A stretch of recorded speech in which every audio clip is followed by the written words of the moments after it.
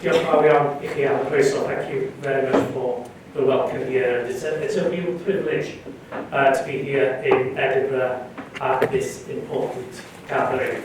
I'm here to reflect on the idea of intercultural relationships, not just as a moral imperative, but as a living practice that has and will enrich our nations, our communities, and our shared future.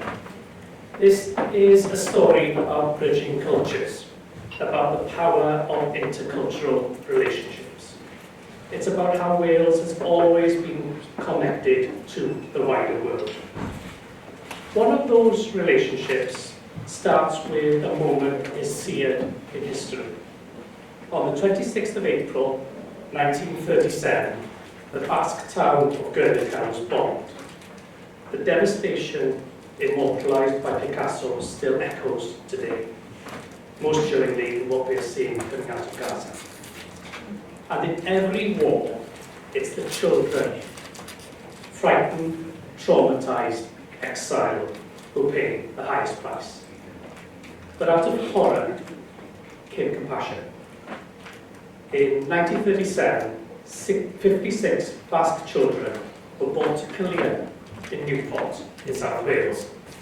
They were given shelter in Cambria House under the care of Maria Fernandez, herself from Bilbao, but already rooted in a Welsh community. To help them integrate, they created a football team called the Basque Boys FC. They were so talented they became known as the Basque Unbeatables.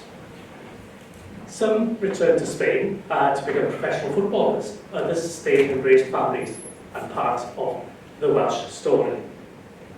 And yet this powerful episode of Welsh history is rarely told. That is why I want to thank Newport County Football Club for doing something quite extraordinary.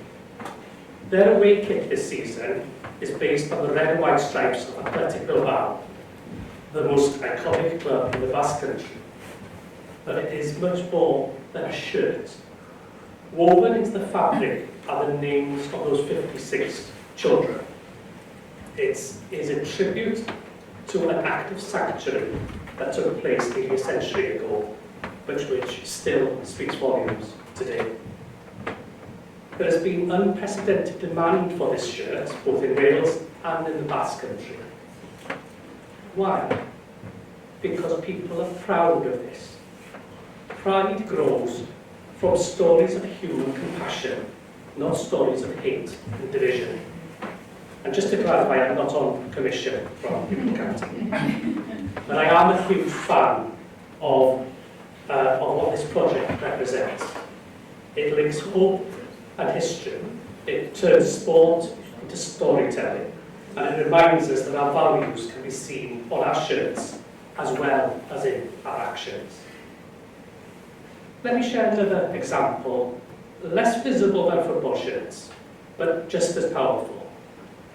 One of the initiatives I'm most proud of to have supported as a former charity trustee and subsequently as a member of the Senedd is the WARD scheme, the Wales Asylum Seeking and Refugee Doctor Scheme. Its aim is simple: to help refugee and asylum-seeking doctors rebuild their careers by supporting them through English language exams, requalification and integration into the NHS.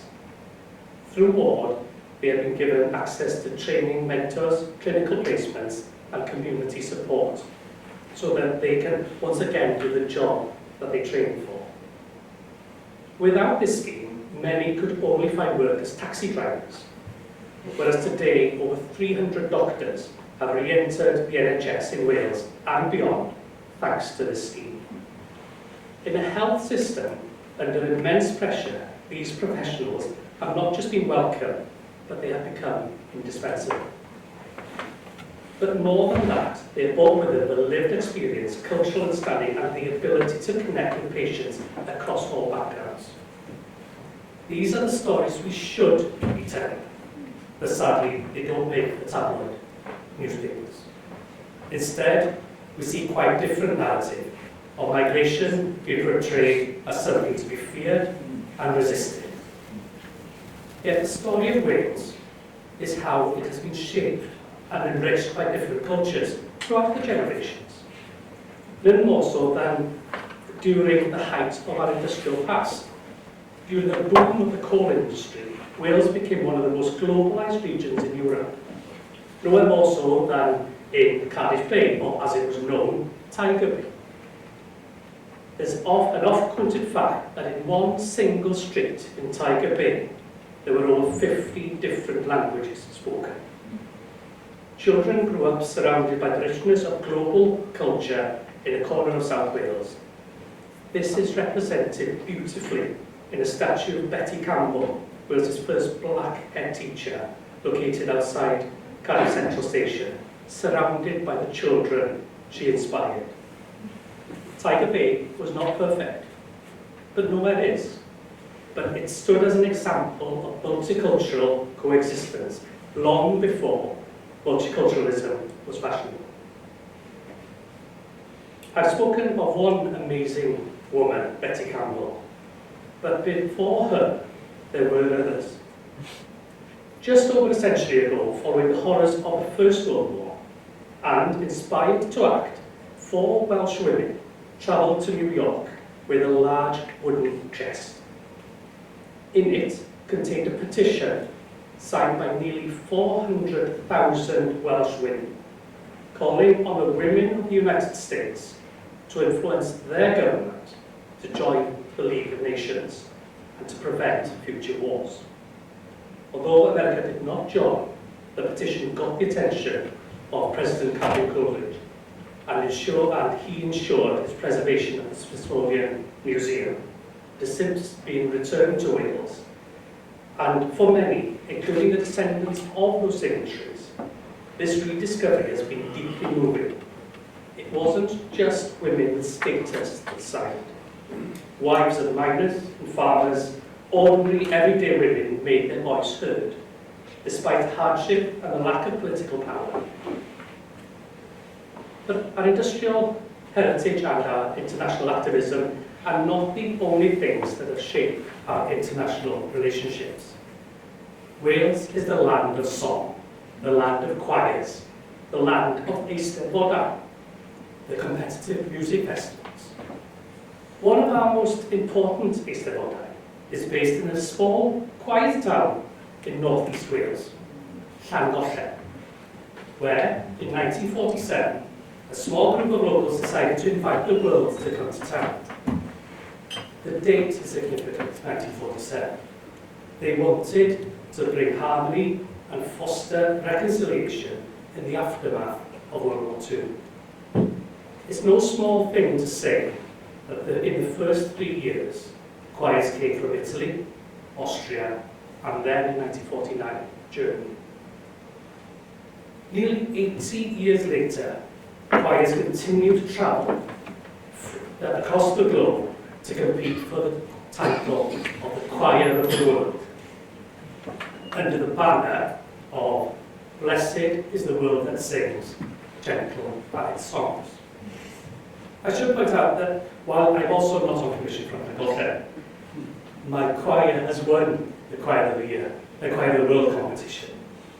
The experience is magical, especially the mutual respect, appreciation and joy of experiencing other musical cultures.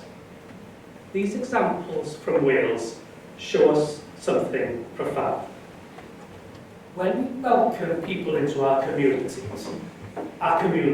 grow stronger. We gain not just labour or skills, but ideas, relationships, friendships. And this is why we should approach migration and asylum with compassion, common sense, not chaos and scapegoating. We need honesty in this debate, we need to challenge myths with facts, and we need to replace fear with fairness. Intercultural relationships, building bridges across languages, continents and people, whether on football pitches, in schools, in activism or in music, are among the most powerful forces for peace, resilience and compassion that we have. And they are under threat from toxic narratives, political scapegoating and the media culture that too often seeks to divide. We must push back, not just in policy, but in culture, in community, and in storytelling. So let me finish by returning to Cambria House in Killeen, to those past children who fled war and the Welsh community who welcomed them, to the doctors rebuilding their lives in the Welsh NHS, to Tiger Bay with its rich cultural mosaic, to the women of the peace petition and its legacy, to the International Eisteddfod promoting peace and harmony through music. This is what I think Wales does well. We become wiser, kinder and stronger together. We remember that our histories are not defined by wars, but by welcome. And we commit together to building a world where interculturalism is not an exception, but an expectation.